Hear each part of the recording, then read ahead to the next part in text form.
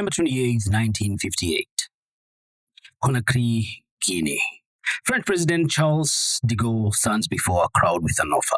Stay with France and survive, or go independent and see what happens. Every French colony in Africa, and I mean every single one, said yes to France. Mali, Senegal, Ivory Coast, all of them. They took the deal except one. Ahmed Sékou Touré stepped to the microphone and said something that still gives me goosebumps to this very day. We prefer poverty in freedom to riches in slavery. Kenyans, imagine that moment. This African man looking former colonial master dead in the eye and saying, not today, not even ever. Guinea voted 95% for independence. The whole continent celebrated. Finally, and I mean finally, a leader with a backbone. That same man killed at least 50,000 of his own people in concentration camps. He destroyed his country so completely that 1 out of 3 Guineans ran away. This is the story of how the greatest hero became the worst, absolute worst villain, and why every Kenyan needs to understand exactly how it happened. Because the patterns, they're showing up right now, right here in 2025. Look, I need you to understand something fast. Sékou Touré wasn't always the monster. He started as the real deal, imagine. Born in 1922 in Farana, Guinea, his great-grandfather was Samori Touré, the Samori Touré who fought the French for 16 years in the 1880s. Resistance was in the DNA of this man. As a young guy, he's working at the post office. But he's not just sorting mail. He's organizing workers, leading strikes, fighting for labor rights against the French. And he's bloody good at it. Charismatic, articulate, even fearless. By the 1950s, he's the voice of the anti-colonialism in French West Africa. 1956, he founds the Democratic Party of Guinea, gets elected to the French National Assembly. And while other African leaders are being polite, negotiating, compromising, Touré is demanding complete independence. No half measures, no neo-colonial deals, full sovereignty or nothing. Then comes that September day in 1958. De Gaulle shows up with his offer.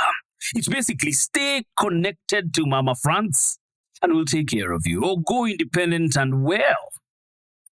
Pole sana, you are on your own.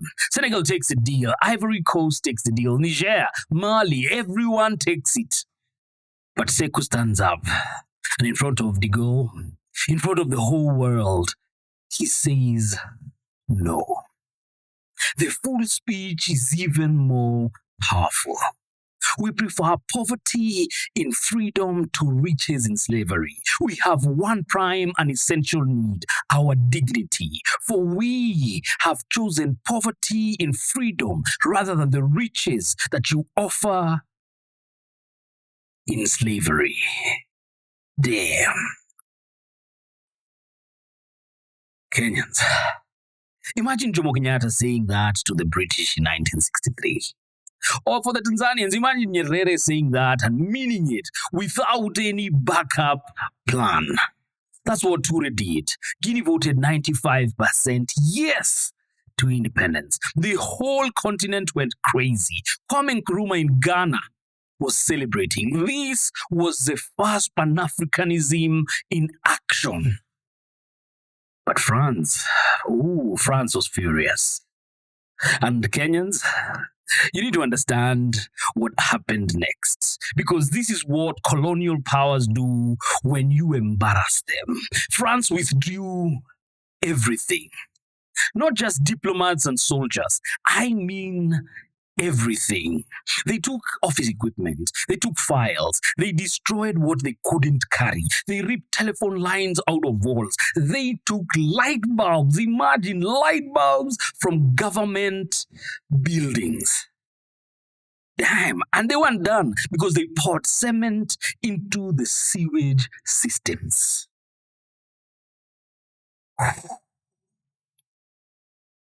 Within weeks,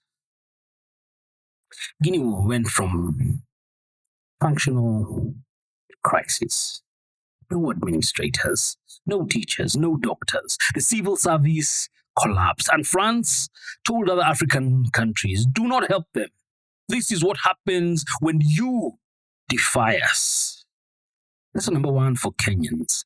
True independence requires preparation. You need trained people. You need economic capacity. Otherwise, sovereignty is just a setup for absolute failure. Remember this when politicians talk about true independence without showing you the plan.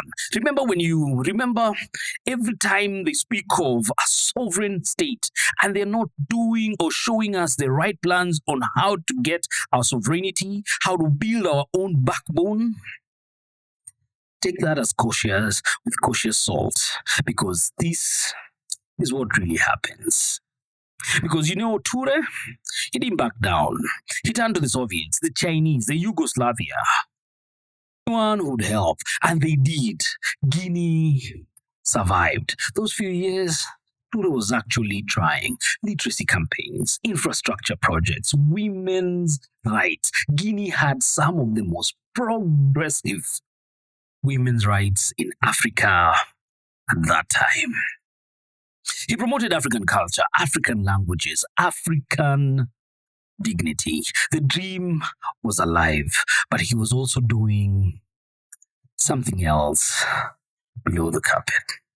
He was consolidating power, eliminating oppositions, and quietly building the machinery of dictatorship.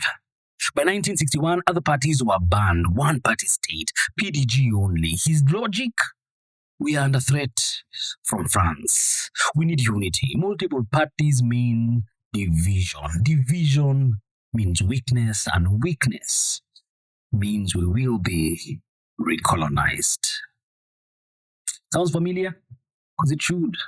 It's the same argument every authoritarian uses. In Kenya's Nyayo era, or in Tanzania under the single-party state, except external threats require internal unity. Ujamaa, the togetherness, Harambe, Nyayo, which really means shut up and obey.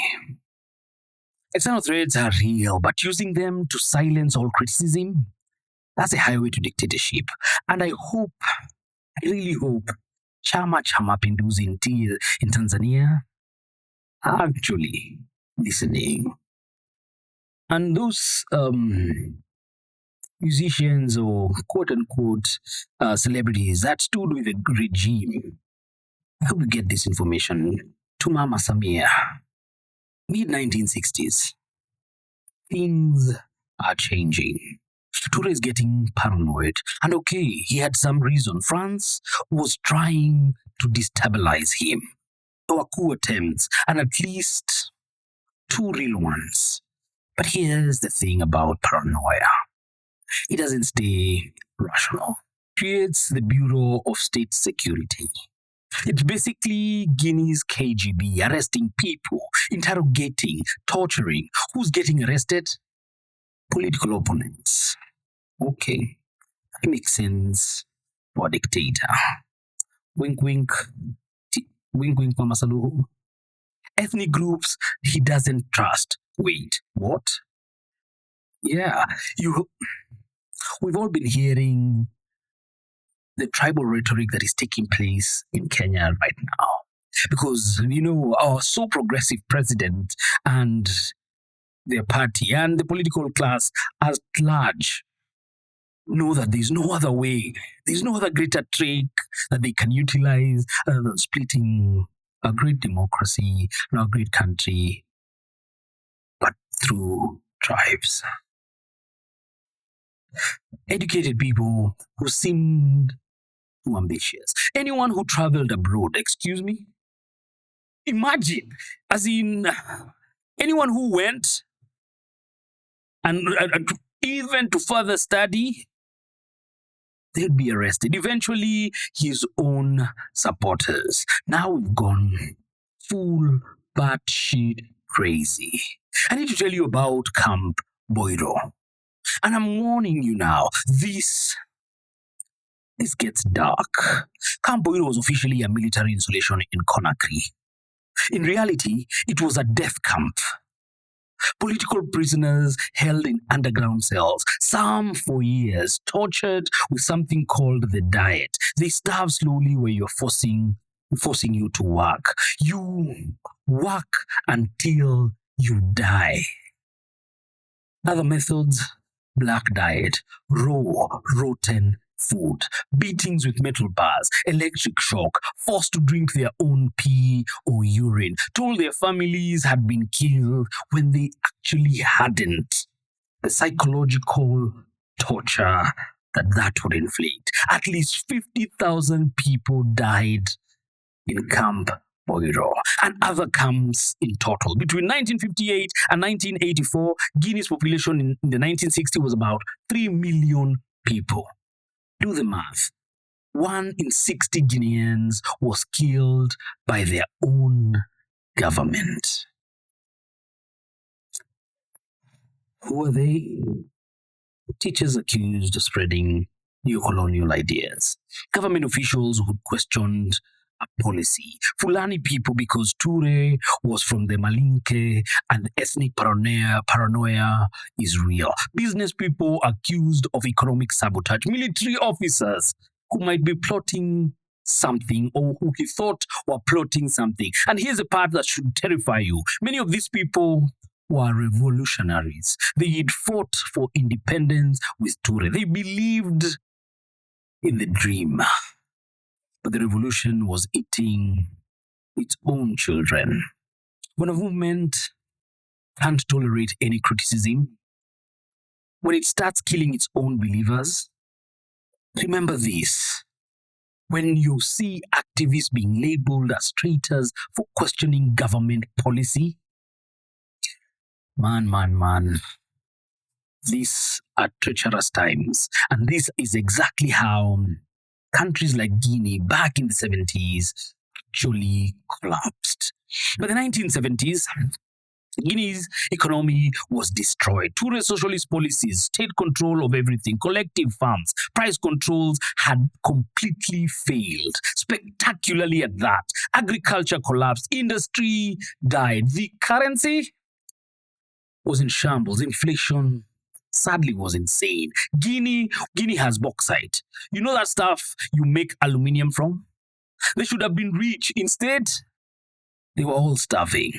The formal economy was dead, but smuggling was booming. People sneaking goods across borders to Senegal, Sierra Leone, Liberia.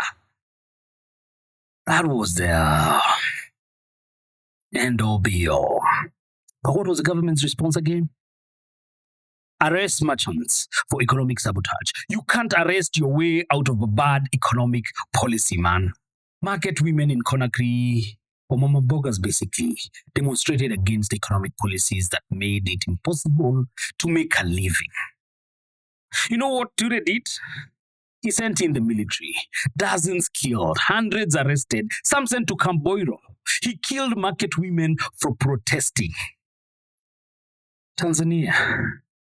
Economic policies that ignore reality will fail.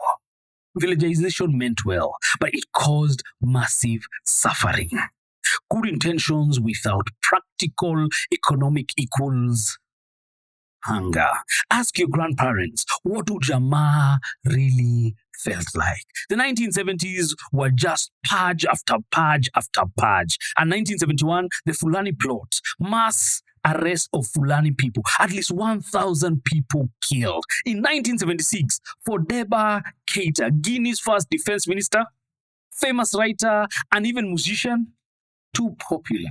So Touré had him arrested, tortured, and sadly killed in Camp Boiro. In 1977, Telly Diallo, a UN diplomat, the first African Assistant Secretary General of the UN, Touré brought him back to Guinea, arrested him, subjected him to the black diet torture. Dead. Think about that. A UN diplomat, respected worldwide, tortured to death by his own president, and the UN barely said anything. The international community, mostly silent, because Guinea wasn't strategic enough for them to care about. By 1980, 1 or 2 million Guineans had fled the country out of the 5 million total. That's 20 to 40% of the total population gone to Senegal, to Ivory Coast, Sierra Leone, France, anywhere but home. Entire border villages were empty. Families scattered across West Africa. Guinea was bleeding. Was bleeding people, and Touré was still in power. Early 1980, Touré is in his 60s, still in power, still paranoid, but now also isolated and sick. He starts reaching out to the West, meeting French officials, seeking IMF loans, releases some prisoners. Was he mellowing? Was he desperate? Probably it was both. March 1984, Touré goes to Cleveland, Ohio for heart surgery. Surgery goes very well initially, but he dies of a heart attack March 26, aged 62. They fly his body back to Guinea. Thousands attend the funeral, some genuinely mourning what he had been. Others just relieved he was finally gone. April 3rd, 1984, 1 week after the funeral, military coup led by Colonel Lusana Conte. Bloodless. The population's reaction? Nothing. No protest. No demonstrations demanding no PDG restoration. The people were just tired. Conte immediately opens the prisons. Thousands emerge skeletal, traumatized. Some had been there since the 1960s. 20 years. They'd missed their children growing up. Their families thought they were dead. Many never psychologically recovered. Mass graves were discovered around Camp Boiro. Thousands and thousands of bodies, mostly unidentified. Lessons for Kenya. Post-independence detentions without trial, national security arrests, disappeared activists. We know this story from the Moi years. The difference between Kenya then and Guinea is degree, not kind. Stay vigilant. What Touré left behind, GDP per capita among Africa's lowest. Infrastructure completely collapsed. Education utterly destroyed. Healthcare completely non-functional. Millions fled. Massive debt. Worthless currency. Zero trust in government or governmental institutions. Guinea and Ivory Coast start at similar levels in 1984. Ivory Coast GDP per capita 3 times that of Guinea. Literacy rate 2 times Guinea's literacy rate. Infrastructure functioning versus utterly collapsed. Now, yes, Ivory Coast had neo-colonial dependence on France. They had their own problems, but they weren't running concentration camps. And here is the saddest part. Lansana Conte overthrew Touré's system. He became another dictator, ruled for 24 years until his death in 2008. Authoritarian, corrupt, presided over continued poverty. Guinea just traded one dictator, sadly, for another one. Then Alpha Conde becomes president in 2010. Democratic elections, finally. But 2020, he changes the constitution for a 3rd term. 2021, military overthrows him. Guinea has been independent for 67 years. It has had one only one peaceful democratic transition. Imagine just one. Here's what makes Sékou Touré so important to understand. He started as a hero. That anti-colonial speech, that was real. His vision of Africa's dignity, completely genuine. Listen to young Touré speak. Read his early writings. This was a man who believed in total liberation, in Africa's potential, in justice. So what the hell happened? First, siege mentality. France did attack him.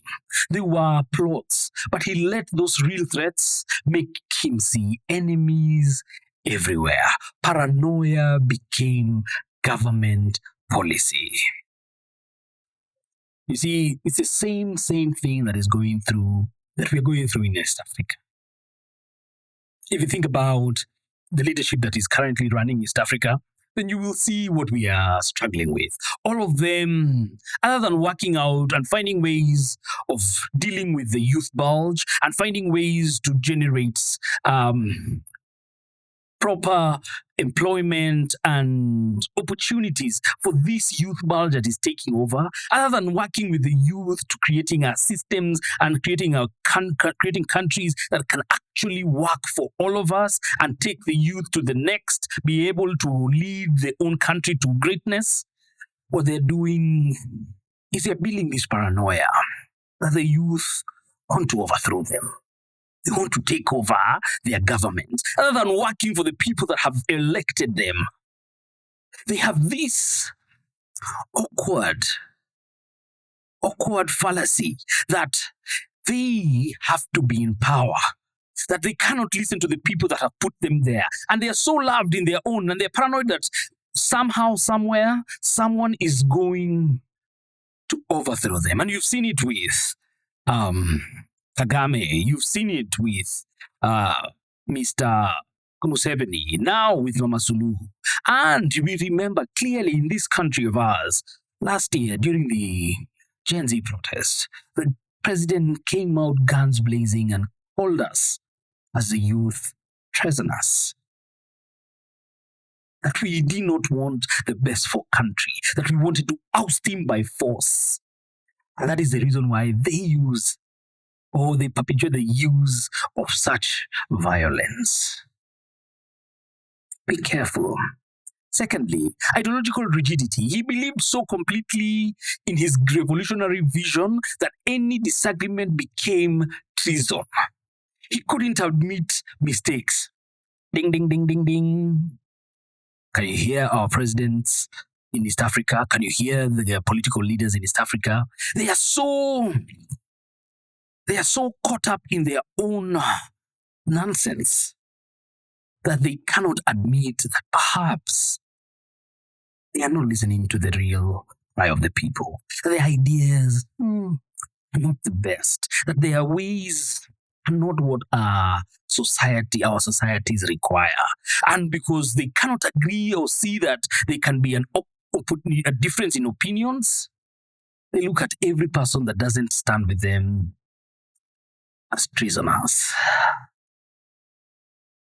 He couldn't admit mistakes because that meant questioning the revolution. Thirdly, no checks on power. One-party state equals no opposition, no free press, no independent courts, no elections that matter, power with no accountability, which always, and I mean always, leads to tyranny every single time. Again, bells and whistles blowing off in my mind. There was a time Kenya had a vibrant opposition. But from the age of the handshakes, we are slowly building tyrannical political systems that are in power, where there's no one who's checking the government, when there's no one calling them out, and there's no one, and if courts or systems go against the government, then they are defunded or or their leaders are withdrawn. That should be very, very alarming. Fourthly, he was a cult of personality. He became Ahmed Sékou Touré, hero of African liberation. When you are the hero, you can't be wrong. Criticism becomes betrayal. And I know I'm going to step on people's foot right now, but I want you to think of the late Raila Amolo Odinga, the hero, one of the greatest voices in Kenya's second liberation or first liberation. The champion of our democratic space. He became the hero so much that people his supporters, whether from Luo Nyanza or any other supporters that he had, never could criticize him. And if you criticized him, ole wako, because if you're a political person and you're trying to come, you'd always lose your seat. Why? Because our heroes in Africa can never be wrong. And boy, doesn't it bog us down. And I hope even that now with his death, because I've had a lot of accolades and I agree with most of them, if not all, but we have to be able to say that now perhaps Kenya's opposition politics can find some value, that we can now be able to call out, with his death, we can be able to say he's rested, and now we can take back our power and be able to call out when things aren't working properly, regardless of whether the person saying them or doing them is our hero or he's done something great in our country in the past. Let's not just question, let's not evaluate people according to the great things they did at one point. Question their moves right now. Question their intentions as we speak. Look at their plan right now. Do not live in that perpetual happy place of where they've been and what they've done, but question their moves for today. That way, we know the kind of devil that we are dealing with currently, or the kind of person that we are dealing with currently, and not the shadow of the person that we thought he would become who he was in the past. Look at young Touré, energetic, passionate, idealistic.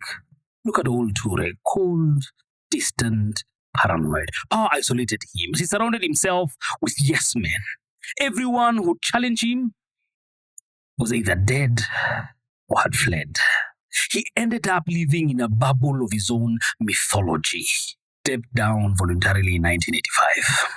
That one act, retiring while alive, might be his greatest legacy. Leaders who stay too long always become villains of their own stories.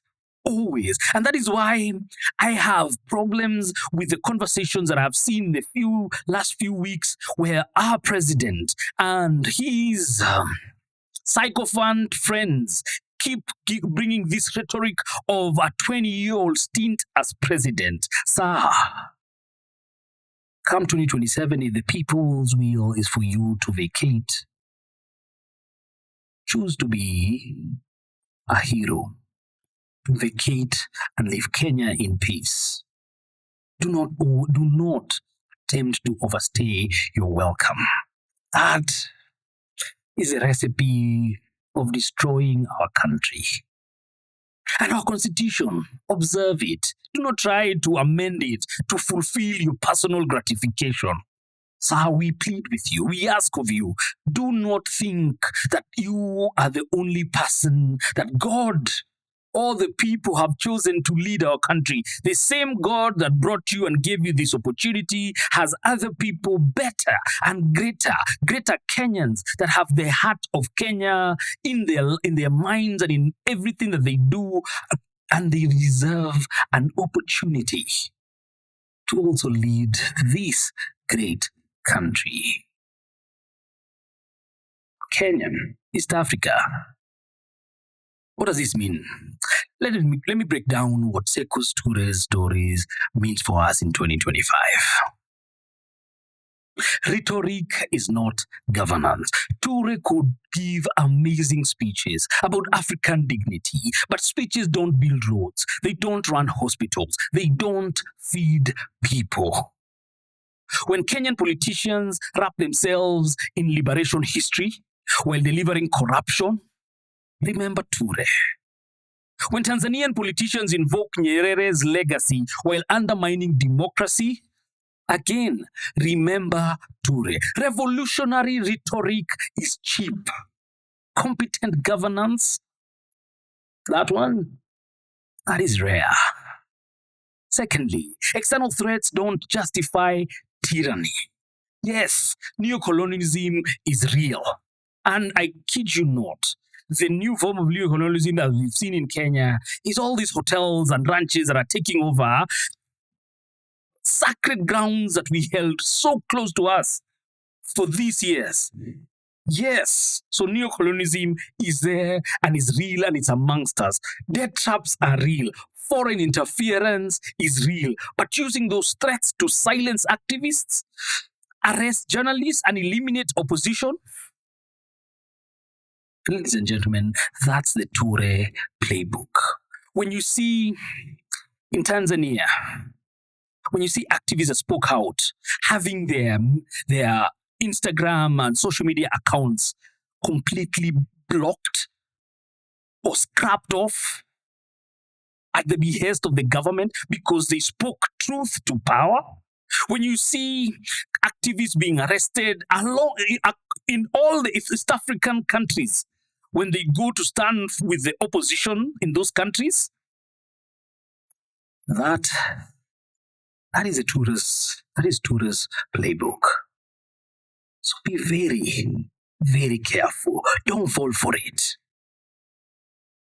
Real threats require smart policy, not authoritarianism.